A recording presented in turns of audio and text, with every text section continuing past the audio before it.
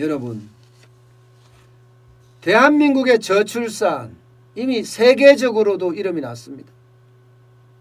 한 명이 한 명도 안 낳으니까요. 2년 연속 OECD에서 아마 1등일걸요, 우리가? 그만큼 대한민국의 출산율은 최악입니다. 최악. 이대로 가면 우리 한국인이 사라질지도 몰라요. 2018년에 0.98이었던 출산율이요, 올해 들어서는 0.84까지 떨어졌습니다. 0.84까지. 엄청난 출산율이에요. OECD에서요 꼴등이죠. 꼴등이요. 출산율 추이로 보면 제일 낮아요. 제일 낮아. 그야말로 난리가 났다, 이런 표현이 어울릴 겁니다. 그러니까 모든 정부들이 출산율 대책을 세웠거든요. 문재인 정부도 마찬가지입니다. 문재인 정부도 이번에는 보편적 영아수당이라는 걸 만들었어요. 만 24개월 미만에게 월 30만 원까지 주겠다는 거예요. 만 24세 미만에게. 2025년이 되면 월 50만 원으로 늘린다고 합니다. 월 50만 원. 게다가 산모의 경우에 출산을 하면 200만 원도 일시금으로 받을 수 있게 한다고 하네요. 200만 원도. 뭐 쉽게 말하면 퍼주기 하겠다는 거예요. 퍼주기. 그 내용이에요. 이 내용이. 퍼주기. 육아지원도 합니다. 부모 동시에 3개월 육아휴직 때 월 최대 600만 원까지. 지금 한 400만 원 지급하나요? 600만 원까지 지급하겠다, 이런 얘기예요. 고령화 대책도 있습니다. 주택연금 대상 시가가 공시가 9억일 때 가능하다.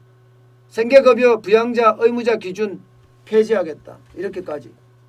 그런데 여러분, 돈 준다고 저출산이 해결될까요?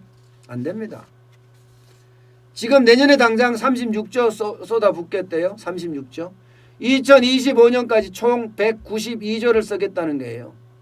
이거는요, 어느 누가 들었더라도 밑빠진 독에 물 붓기예요. 지금까지 얼마 썼는지 아세요? 2006년부터 저출산 고령화 기본계획 수립해서 무려 184조 4천억 원 썼습니다. 올해까지 예산을 하면 올해 예산이 40조거든요. 그러면 225조를 썼어요. 달라진 게 있나요? 달라진 게 없잖아요. 달라진 게 없습니다. 오히려 여러분, 출산율 보세요. 0.84까지 내려갔을 정도. 0.84까지.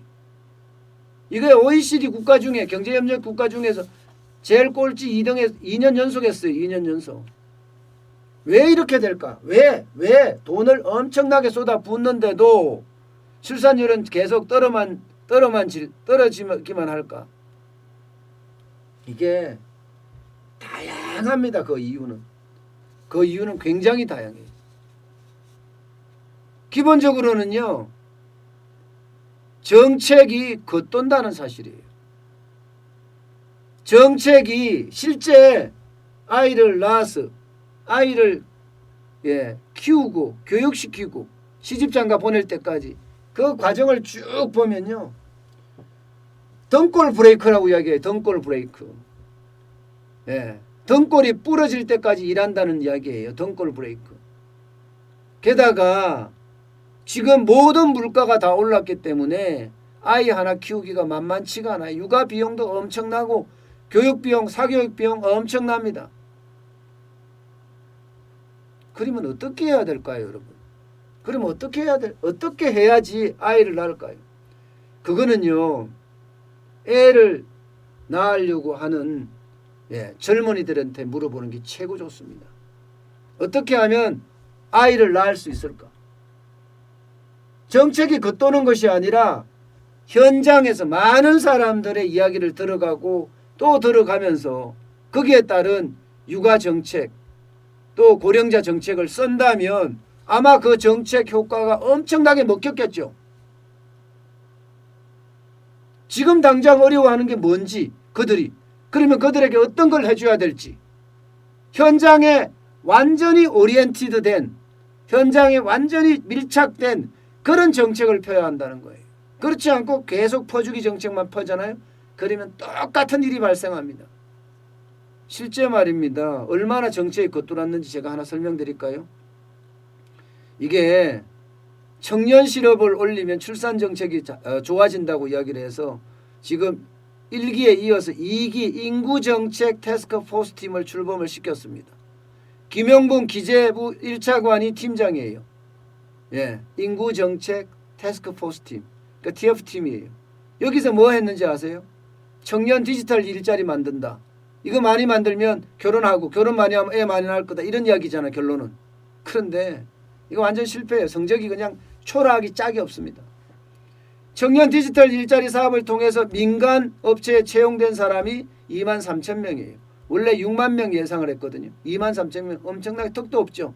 게다가 청년 일경험 지원 사업도 11,000명만 채용됐습니다. 이거 5만 명 예상했어요. 5만 명. 그러니 이게 웃기는 거고 그 다음에 이게 2만 3천 명, 11,000명이 청년 일자리 디지털 일자리 만들었잖아. 이들이 애를 얼마나 낳았는지 안 낳았는지 이것도 알 길도 없어요. 알 길도. 이런 개떡 같은 정책을 편다니까요. 개떡 같은 정책을. 죄송합니다. 이 말이 그냥 툭 튀어나오네요. 전혀 어울리지 않는 그런 정책을 펴니까 결국 어떻게 되겠어요? 결국 예, 출산율이 점점 떨어질 수밖에 없는 거죠. 예, 그래서 그 어떤 것보다가 겉도는 정책이 아니라 현실에 적합한 정책이 필요하다는 거예요. 현실에 적합한 정책. 이게 가장 중요한 겁니다. 여기에다가 말입니다. 출산 장려 정책을 펴려면요. 이게 아이를 낳아서 아이를 육아하잖아요. 육아. 그리고 아이 교육이 시작이 되잖아요. 이거를 철저하게 단계별로 어떻게 내가 해줘야 될지를 찾아내야 됩니다. 육아 기간에는 뭐가 필요하고, 그죠? 교육 기간에는 뭐가 필요하고, 이 두 가지에 대한 철저한 그런 분석이 있어야지 이들에게 좋은 일자리가 좋은 그런 정책이 되지 않겠습니까? 무작정이고 그냥 퍼주기 정책은요. 세금만 낭비할 뿐이에요. 225조나 들어갔지만 육아 정책은 완전 실패잖아요. 모든 정권이 말이에요. 참 그런 걸 보면 정책이 어렵긴 어려워요.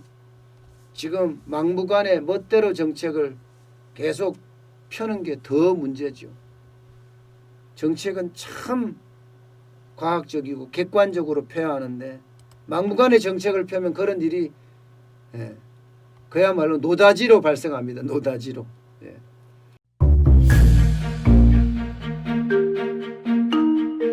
세종대왕과 샤넬 넘버5 벤츠 자동차의 최고급 기종인 마이바흐의 공통점을 아시나요? 바로 침향입니다.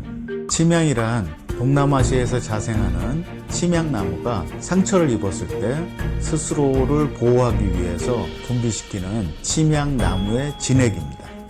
진침향은 태국산 침향과 러시아산 녹용, 그리고 국산 홍삼, 백봉령, 산수유, 당귀, 숙지향, 꿀로 이루어진 침향환으로 만성 피로나 또 스트레스, 기력이 저하된 직장인분들, 또 수험생들, 연세 드신 어르신분들이 드시면 좋은 환입니다. 진침향 여러분들께 자신있게 권해드립니다.